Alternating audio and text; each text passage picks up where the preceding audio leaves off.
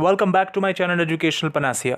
My name is Bhanu Pratap. So guys, जो last video मैंने आपके साथ लेबर लॉस पे बनाई थी उसके अंदर मैंने सेक्शन 5A सेंट्रल बोर्ड तक का डिस्कस किया था प्रोविडेंट फंड वाले कानून में। तो आज मैं उसके आगे चलने वाला हूँ। और अभी तक आपने मेरे चैनल को सब्सक्राइब नहीं किया तो गाइस प्लीज़ मेरे चैनल को सब्सक्राइब ज़रूर करें और एक बार डिस्क्रिप्शन ज़रूर चेक कर लें। वहाँ पे मैंने लेबर लॉस की जितनी भी 70+ वीडियोज़ हैं, जिसमें मैंने ऑलमोस्ट 15 से ज़्यादा कानून कवर करा रखे हैं, उसको मैंने उसके डिस्क्रिप्शन में प्लेलिस्ट की लिंक है। उसके अलावा CRPC की 43 वीडियोज़ की लिंक आपको मिल जाएगी। मैं काफ़ी टाइम से वीडियोज़ थोड़ी मेरी इरेगुलर है क्योंकि मैं काफ़ी बिजी चल रहा हूँ किसी दूसरे प्रोजेक्ट्स में, इस वजह से मैं कंटिन्यू नहीं कर पा रहा, बट मैं कोशिश करूँगा कि मैं रेगुलर रहूँ अभी। तो देखिए, सेक्शन 5AA ये बात करता है एग्जीक्यूटिव कमेटी की। तो लास्ट वीडियो जो मैंने आपको बताई थी उसमें मैंने सेंट्रल बोर्ड के बारे में बताया था कि जो बोर्ड ऑफ ट्रस्टीज़ बनाया जाता है, प्रोविडेंट फंड की जो स्कीम होती है ना, इस स्कीम को रन करने के लिए हम बोर्ड ऑफ ट्रस्टीज़ का निर्माण करते हैं। तो इस बोर्ड ऑफ ट्रस्टीज़ को सेक्शन 5A में जो बोर्ड ऑफ ट्रस्टीज़ की बात है उसको चलाने के लिए, उसके फंक्शंस में असिस्ट करने के लिए हम एक एग्जीक्यूटिव कमेटी बनाते हैं सेक्शन 5AA में। ठीक है, अब बात आती है कि उस एग्जीक्यूटिव कमेटी में मेंबर कौन कौन से होंगे। तो सबसे पहला तो चेयरमैन होगा जिसको सेंट्रल गवर्नमेंट अपॉइंट करेगी, और वो चेयरमैन आपके उस सेंट्रल बोर्ड के मेंबर्स में से ही चुना जाएगा, पॉइंट नंबर 1। ठीक है, उसके बाद 2 पर्सन सेंट्रल गवर्नमेंट अपने ऑफिशियल्स में से चुनेंगी। अगर आपको सेक्शन 5A में आप वीडियो देख सकते हैं, प्लेलिस्ट में लिंक है। सेक्शन 5A में मैंने जब आपको सेंट्रल बोर्ड का पढ़ाया था तो उसमें मैंने आपको बताया था कि 5 सेंट्रल गवर्नमेंट अपने ऑफिशियल्स को अपॉइंट करती है। उन्हीं 5 में से 2 ऑफिशियल्स इस एग्जीक्यूटिव कमेटी जो सेक्शन 5AA में है वो एग्जीक्यूटिव कमेटी के मेंबर बन जाएंगे। ठीक है, उसके अलावा 3 पर्सन जो स्टेट गवर्नमेंट के ऑफिशियल्स हैं, मतलब स्टेट के रिप्रेजेंटेटिव हैं, 3 बंदे वो स्टेट के रिप्रेजेंटेटिव इस कमेटी में रहेंगे। अब अगर मैं इसको कंपेयर करूं सेक्शन 5A के सेंट्रल बोर्ड से, तो वहां पे स्टेट के 15 रिप्रेजेंटेटिव रहते थे। सॉरी, मैंने 10 बोल दिया। वहां पे स्टेट के आपको 15 रिप्रेजेंटेटिव मिलते थे, उनमें से 3 रिप्रेजेंटेटिव्स को हम यहां पे रखेंगे। इसके अलावा 3 रिप्रेजेंटेटिव एम्प्लॉय के, 3 रिप्रेजेंटेटिव आपके एम्प्लॉयर के। वहां पे 10-10 रिप्रेजेंटेटिव आपके एम्प्लॉयर के हुआ करते थे। तो टोटल यहाँ पे क्या हो गया, 1 चेयरमैन हो गया, 2 सेंट्रल गवर्नमेंट के एम्प्लॉयज हो गए, 3 आपके स्टेट गवर्नमेंट के हो गए, 6 3 आपके एम्प्लॉयर का रिप्रेजेंटेटिव और 3 आपका एम्प्लॉय का रिप्रेजेंटेटिव। अब इसके अलावा एक बंदा और होता है जो एक्स ऑफिशियो बैठा होता है, उसको हम सेंट्रल प्रोविडेंट फंड कमिश्नर बोलते हैं। अगर आपको सेक्शन 5A का सेंट्रल बोर्ड याद होगा तो वहां पे भी central provident fund commissioner ex officio बैठता है, मतलब वो वहां पे है ही। उस टाइम पे इंडिया में जो भी प्रोविडेंट फंड कमिश्नर होगा वो ऑटोमेटिकली सेंट्रल बोर्ड का मेंबर बन जाता है। By virtue of the position वो automatically executive committee under section 5AA का मेंबर बन जाता है by virtue of the position he is holding, that is why he is called ex officio. अब सवाल आता है कि ये जो ये जो कमेटी बनाई गई इसकी टर्म्स एंड कंडीशन क्या रहेगी, ये इसको डिसाइड किया जाएगा। इसके लिए रूल जो होंगे वो स्कीम के अंदर, प्रोविडेंट फंड की इसको जो स्कीम है उसके अंदर ऑलरेडी ये चीज़ प्रोवाइडेड होगी। अब बात करते हैं सेक्शन 5B की, जो बात करता है स्टेट बोर्ड की। देखिए, जिस तरीके से हमने सेंट्रल बोर्ड बनाया सेक्शन 5A के अंदर, similarly central government state government से कंसल्ट करके स्टेट बोर्ड ऑफ ट्रस्टीज़ को भी निर्माण कर सकते हैं, जिसको हम स्टेट बोर्ड कहेंगे। और सिमिलरली जिस तरीके से मैंने आपके सेंट्रल बोर्ड के अंदर जब आपको बताया था, जैसे मेंबर्स होते हैं उनकी पावर्स होती है, वो सारे पावर, वो सारी ड्यूटी स्टेट बोर्ड भी परफॉर्म कर सकती है। मगर यहाँ पे ध्यान रखने वाली बात क्या है कि स्टेट बोर्ड को जो कॉन्स्टिट्यूट करेगी वो सेंट्रल गवर्नमेंट करेगी। यूजुअली क्या होता है स्टेट बोर्ड्स के केस में, स्टेट गवर्नमेंट खुद नोटिफाई करती है, खुद सारी चीज़ें करती है, मगर यहाँ पे स्पेसिफिकली मेंशन है कि सेंट्रल गवर्नमेंट कंसल्ट करेगी उस स्टेट के गवर्नमेंट से और उसके बाद नोटिफाई करेगी और कॉन्स्टिट्यूट करेगी स्टेट बोर्ड ऑफ ट्रस्टीज़ को, जो कि आपके सेक्शन 5B में मेंशन है स्टेट बोर्ड का। ठीक है, अब बात आती है कि इसकी ड्यूटी और टास्क क्या रहेंगे। तो ड्यूटी और टास्क इसका वही रहेगा जो सेंट्रल बोर्ड परफॉर्म करते हैं, सिमिलर टास्क ये लोग परफॉर्म करते हैं। इनके टर्म्स एंड कंडीशन, इनकी मीटिंग का प्लेस, इनकी मीटिंग का प्रोसीजर, सारी चीज़ें जैसे सेंट्रल बोर्ड रूल में बना के रखते हैं, स्कीम के अंदर पूरी प्रोविडेंट फंड की स्कीम में मेंशन होता है, वो स्टेट बोर्ड के कॉन्टेक्स्ट में भी यूज़ हो जाएगा। अब बात करते हैं सेक्शन 5C की। देखिए, ये जो बोर्ड ऑफ ट्रस्टीज़ हैं, जो आपके स्टेट बोर्ड हो गए, जिनको सेक्शन 5A या फिर 5B के अंदर जो 5B के अंदर जो स्टेट बोर्ड है और 5A के अंदर जो सेंट्रल बोर्ड है, ये आपके बॉडी कॉर्पोरेट कहलाएंगे। बॉडी कॉर्पोरेट का मतलब पहले मैं बता देता हूँ। देखिए, कंपनीज एक्ट अगर आप लोगों ने पढ़ा होगा तो वहाँ पे कंपनी एक आर्टिफिशियल पर्सन होती है, एक बॉडी कॉर्पोरेट होती है, मतलब कंपनी का परपेचुअल सक्सेशन होता है। ऐसा नहीं कि जब मेंबर्स चले जाएंगे तो कंपनी बंद हो जाती है। सिमिलरली बोर्ड खत्म नहीं होगा, एक मेंबर गया दूसरा मेंबर आ जाएगा। सिमिलरली बोर्ड की अपनी एक सेपरेट लीगल एंटिटी है, बोर्ड का अपना एक कॉमन सील है। कॉमन सील मतलब बोर्ड की अपनी एक अथॉरिटी है, बोर्ड के ऊपर केस किया जा सकता है, बोर्ड किसी के ऊपर केस कर सकती है। The board can sue and the board can be sued. इसको हम कहते हैं, ये जो फीचर्स है ना, ये सेलिएंट फीचर्स हैं आपके बॉडी कॉर्पोरेट होने के। जैसे एक एलएलपी का एग्जांपल ले लीजिए, लिमिटेड लायबिलिटी पार्टनरशिप, वो भी एक बॉडी कॉर्पोरेट की तरह वर्क करती है, उसकी एक सेपरेट लीगल एंटिटी होती है। सिमिलरली ये जो बोर्ड ऑफ ट्रस्टीज है, जिनको आप सेंट्रल बोर्ड या स्टेट बोर्ड बोलते हैं, इनकी भी एक सेपरेट लीगल एंटिटी होती है, जिस प्रकार किसी कंपनी की सेपरेट लीगल एंटिटी होती है। अब चलते हैं हम सेक्शन 5D पे। सेक्शन 5D बात करता है आपके अपॉइंटमेंट ऑफ ऑफिसर्स के बारे में। देखिए, सेंट्रल गवर्नमेंट, सबसे पहला सबसेक्शन इसका कहता है कि सेंट्रल गवर्नमेंट जो है वो एक सेंट्रल प्रोविडेंट फंड कमिश्नर को अपॉइंट करेगी, जो उस पर्टिकुलर बोर्ड का चीफ एग्जीक्यूटिव ऑफिसर कहलाएगा। ये वाला पॉइंट इंपॉर्टेंट है, क्योंकि पेपर पॉइंट ऑफ व्यू से आपसे क्या पूछा जा सकता है कि चीफ एग्जीक्यूटिव ऑफिसर कौन होता है, ये क्वेश्चन आ सकता है। चीफ एग्जीक्यूटिव ऑफिसर को अपॉइंट करने की पावर सेंट्रल गवर्नमेंट ने किस सेक्शन में ले रखी है, ये क्वेश्चन आ सकता है। Central government central provident fund commissioner को अपॉइंट करती है, उसका दूसरा नाम क्या है, तो चीफ एग्जीक्यूटिव ऑफिसर। इस तरीके से क्वेश्चन आपसे पूछा जा सकता है।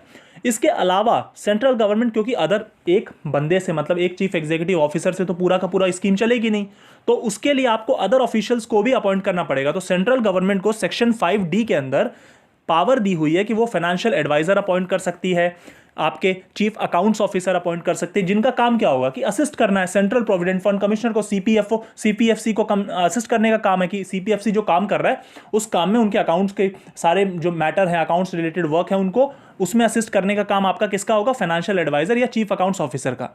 अब सवाल आता है कि क्या इसके अलावा भी कोई ऑफिसर अपॉइंट किया जा सकता है, तो जवाब है हाँ, क्योंकि अगर आप सेक्शन 5D का सबसेक्शन 3 देखेंगे तो वहां पे सेंट्रल गवर्नमेंट के पास पावर है कि central government may appoint the additional chief provident fund, central provident fund commissioner, the deputy provident fund commissioner, regional provident fund commissioner, assistant provident fund commissioner. यहां पे 4 प्रोविडेंट फंड कमिश्नर की बात हुई। दोबारा बता रहा हूं, additional, deputy, regional, assistant. I am repeating again, additional, deputy, regional and assistant. इनके अलावा, मतलब सेंट्रल प्रोविडेंट फंड कमिश्नर के अलावा एडिशनल पोस्ट भी क्रिएट करी जा सकते हैं, जिसमें एडिशनल, असिस्टेंट, डेप्यूटी, रीजनल, ये प्रोविडेंट फंड कमिश्नर भी, अगर उस स्कीम की बेटर और efficient administration is an important word over here, efficient administration के लिए उस पेंशन स्कीम की, जो इंश्योरेंस स्कीम है आपकी प्रोविडेंट फंड के अंदर, उस स्कीम के एफिशिएंट एडमिनिस्ट्रेशन के लिए अगर सेंट्रल गवर्नमेंट को लगता है कि और ऑफिसर्स को अपॉइंट करने की, और एम्प्लॉयज को अपॉइंट करने की जरूरत है, तो सेंट्रल गवर्नमेंट को वो पावर है।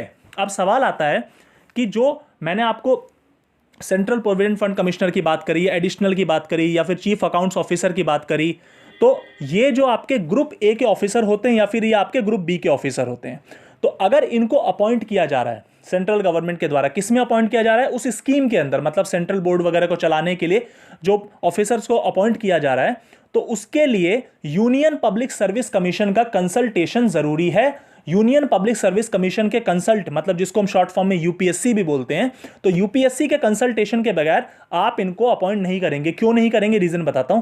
क्योंकि इनका जो पे स्केल रहता है ना, वो ग्रुप ए और ग्रुप बी के स्टाफ का रहता है। ग्रुप ए ग्रुप बी के स्टाफ को मैं हल्का सा आपको आइडिया दे देता हूं।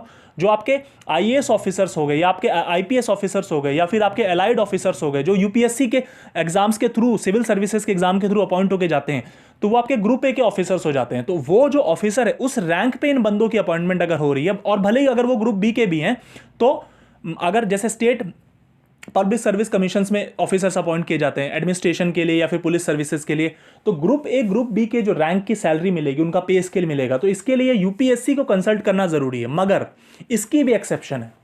एक्सेप्शन क्या है कि अगर उनकी अपॉइंटमेंट मैक्सिमम 1 ईयर तक की है, मतलब assistant central provident fund commissioner, या deputy central provident fund commissioner, या additional central provident fund commissioner, इनको अपॉइंट आप कर रहे हैं, ठीक है, और आप 1 साल के लिए अपॉइंट कर रहे हैं, तो आपको यूपीएससी से कंसल्ट करने की जरूरत नहीं है। Point number 1। पॉइंट नंबर 2, अगर जिन व्यक्तियों को आप अपॉइंट कर रहे हैं वो पहले से ही, मतलब शुरू से ही वो ऑलरेडी इंडियन एडमिनिस्ट्रेटिव सर्विसेज के मेंबर हैं, तो आपको यूपीएससी से कंसल्ट करने की इसलिए जरूरत नहीं है क्योंकि वो ऑलरेडी मेंबर हैं आईएएस ऑफिसर्स के, वो अलग से कोई मेंबर नहीं है। हमने उनकी बस पोजीशन चेंज कर दी है, पोस्टिंग चेंज कर दी है, पावर को चेंज कर दिया है, तो वो ऑलरेडी मेंबर है आईएएस के, या फिर वो सेंट्रल गवर्नमेंट या स्टेट गवर्नमेंट के किसी भी ग्रुप ए या ग्रुप बी पोस्ट में ऑलरेडी सर्विस में हैं। अगर ऐसा है तो उस केस के अंदर जिस टाइम आप उनको ये पोजीशन दे रहे हो, additional central provident fund commissioner की, या चीफ अकाउंट ऑफिसर की, या फाइनेंशियल एडवाइजर की, तो उस वक्त आपको यूपीएससी के कंसल्ट की जरूरत नहीं है। ये हुआ पॉइंट नंबर 1।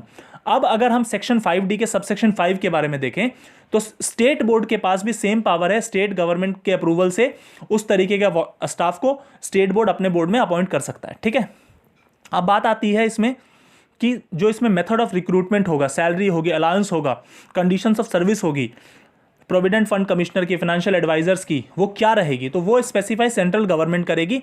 और वो जो अलाउंसेस होंगे वो फंड से पे किया जाएगा। ध्यान रखना, फंड मतलब ये जो प्रोविडेंट फंड है, इस फंड से पे किया जाएगा वो पैसा इन लोगों का। किसका? Central provident fund commissioner, chief accounts officer, financial adviser, इन सब का जो पेमेंट किया जाएगा वो फंड से किया जाएगा, जो प्रोविडेंट फंड में पैसा रिसीव होगा। अब बात करते हैं अगले सबसेक्शन की। तो इसका जो मेथड ऑफ रिक्रूटमेंट है, जो डिसिप्लिन अलाउंसेज है, जो आपके additional central provident fund commissioner की या डेप्टी की या रीजनल की या असिस्टेंट की है, तो वो आपका डिटरमाइन कौन करेगा? वो ध्यान से सुन लीजिए, वो आपका सेंट्रल बोर्ड डिटरमाइन करेगा। यहां पे मैंने क्या बोला? सेंट्रल प्रोविडेंट फंड कमिश्नर और फाइनेंशियल एडवाइजर और चीफ अकाउंट्स ऑफिसर का तो सेंट्रल गवर्नमेंट स्पेसिफाई कर रही है, लेकिन अगर आपका additional central, additional, deputy, assistant, regional, ये 4 चीजें, अगर इनका जो salary recruitment, method of recruitment रहेगा, तो ये सारा मेथड सेंट्रल बोर्ड डिटरमाइन करेगा। मगर हां, सेंट्रल बोर्ड इसमें कौन से रूल्स को फॉलो करेगा? वो रूल्स को फॉलो करेगा जो सेंट्रल गवर्नमेंट के द्वारा बनाए जाते हैं, जो सेंट्रल गवर्नमेंट के कॉरेस्पॉन्डिंग पे स्केल्स है ना, उन्हीं को फॉलो करके करेगा। मगर एडिशनल, डेप्यूटी, असिस्टेंट, रीजनल, इनके रिगार्डिंग जो स्कीम होगी, जो सैलरी अलाउंसेस होगी, वो सेंट्रल बोर्ड डिटरमाइन करेगा। बात वही पड़ती है, रूल अल्टीमेटली सेंट्रल बोर्ड ने सेंट्रल गवर्नमेंट के द्वारा ड्रॉ किए हुए रूल्स को फॉलो करना है, तो उससे ज्यादा फर्क नहीं आएगा। मगर ये अलग अलग सबसेक्शंस हैं और इसके मेथड में अलग अलग फर्क हो जाता है। क्यों? क्योंकि अगर आप सेंट्रल प्रोविडेंट फंड कमिश्नर की बात करें तो वो डायरेक्ट सेंट्रल गवर्नमेंट के द्वारा स्पेसिफाई हो रहा है। अगर आप चीफ अकाउंट्स ऑफिसर की बात करें तो वो डायरेक्ट सेंट्रल गवर्नमेंट के द्वारा स्पेसिफाई हो रहा है। अगर आप फाइनेंशियल एडवाइजर की बात करें तो वो डायरेक्ट आपके किसके द्वारा स्पेसिफाई हो रहा है? सेंट्रल गवर्नमेंट के द्वारा। मगर जो मैंने असिस्टेंट, डेप्यूटी, रीजनल, एडिशनल, ये 4 चीजों के बारे में बताया, तो यहां पे सेंट्रल बोर्ड का रोल आ गया। ठीक है, अगर मान लीजिए सेंट्रल बोर्ड को लगता है कि कोई रूल यहां पे एप्लीकेबल नहीं करना या कोई रूल फॉलो नहीं करना, तो वो उस रूल से डिपार्ट भी कर सकते हैं, मगर उसको सेंट्रल गवर्नमेंट का अप्रूवल लेना पड़ेगा। मतलब कि अगर मान लीजिए कोई मेथड ऑफ रिक्रूटमेंट में या फिर अलाउंसेस देने में किसी रूल को सेंट्रल बोर्ड फॉलो नहीं करना चाहती और वो उसको चेंज करना चाहती, या उस पर्टिकुलर रूल को सेंट्रल गवर्नमेंट, सेंट्रल बोर्ड आपकी अप्लाई नहीं करना चाहती, तो वहां पे सेंट्रल बोर्ड के पास पावर है कि वो अप्रूवल ले ले सेंट्रल गवर्नमेंट से और उससे डिपार्ट कर ले। अब बात आती है कि सेंट्रल गवर्नमेंट जब, मतलब ये जो कॉरेस्पॉन्डिंग पे स्केल बनेगा इन ऑफिसर्स का, जो इन प्रोविडेंट फंड स्कीम में अपॉइंट किया जाता है, तो वहां पे अगर एजुकेशनल क्वालिफिकेशन की बात करें, रिक्रूटमेंट मेथड की बात करें, ड्यूटीज रिस्पॉन्सिबिलिटी की बात करें, तो वहां पे अगर कोई भी डाउट आता है तो सेंट्रल बोर्ड सीधा सीधा सेंट्रल गवर्नमेंट को रेफर करेगी कि इसमें क्या करना चाहिए, इनकी ड्यूटी क्या होनी चाहिए, इनका पे स्केल क्या होना चाहिए, इनमें अगर डिस्प्यूट आ रहा है, इनका मेथड ऑफ रिक्रूटमेंट क्या होना चाहिए। अगर ऐसे मैटर्स में डिस्प्यूट आ रहा है तो वहां पे सेंट्रल बोर्ड सेंट्रल गवर्नमेंट के पास जाएगी, बोलेगी आप हमें बताइए, और आपका जो डिसीजन होगा, मतलब सेंट्रल गवर्नमेंट का जो डिसीजन होगा, वो फॉलो किया जाएगा सेंट्रल बोर्ड के द्वारा। ध्यान रखना, यहां पे सेंट्रल कई बार इस्तेमाल हो रहा है तो कंफ्यूजन हो सकती है। तो सेंट्रल बोर्ड को कोई भी डिस्प्यूट होगा, कोई भी डाउट होगा, किसको रेफर करेंगे?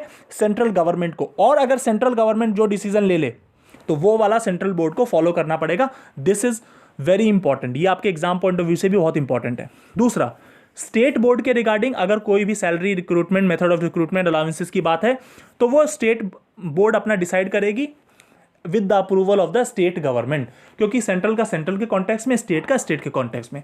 अब आते हैं हम सेक्शन 5DD पे। देखिए, सेक्शन 5DD कहता है कि कोई भी प्रोसीडिंग जो सेंट्रल बोर्ड ने ली हो सेक्शन 5A के अंदर, या 5AA में एग्जीक्यूटिव कमेटी ने ली हो, या फिर स्टेट बोर्ड ने ली हो आपकी 5B के अंदर, मैंने तीनों चीजें बोल दी, सेंट्रल बोर्ड, एग्जीक्यूटिव कमेटी या फिर आपकी स्टेट बोर्ड, उस प्रोसीडिंग को सिर्फ इस ग्राउंड पे चैलेंज नहीं किया जा सकता कि वहां पे एक ऑफिसर की वैकेंसी थी वो, या फिर यहां पे जो कॉन्स्टिट्यूशन किया गया, इस बोर्ड को बनाया गया, इसमें डिफेक्ट है, इसके मेथड में डिफेक्ट है, इस ग्राउंड पे उसको चैलेंज नहीं किया जा सकता। मतलब कि दो मेंबर यहां पे थे ही नहीं, 2 मेंबर तो वेकेंट थे, फिर भी इन्होंने डिसीजन ले लिया सेंट्रल बोर्ड ने या एग्जीक्यूटिव कमेटी ने, इस ग्राउंड को, मेयरली इस ग्राउंड को यूज करके उनकी एक्ट को या प्रोसीडिंग को चैलेंज नहीं किया जा सकता। किसकी प्रोसीडिंग को चैलेंज नहीं किया जा सकता?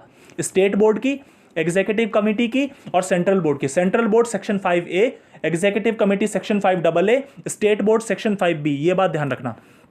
अगला सेक्शन 5E, ये अभी मैंने आपको सेक्शन 5 कराया और इसमें सब कैपिटल लेटर में है, ठीक है, स्मॉल में मत लिखना।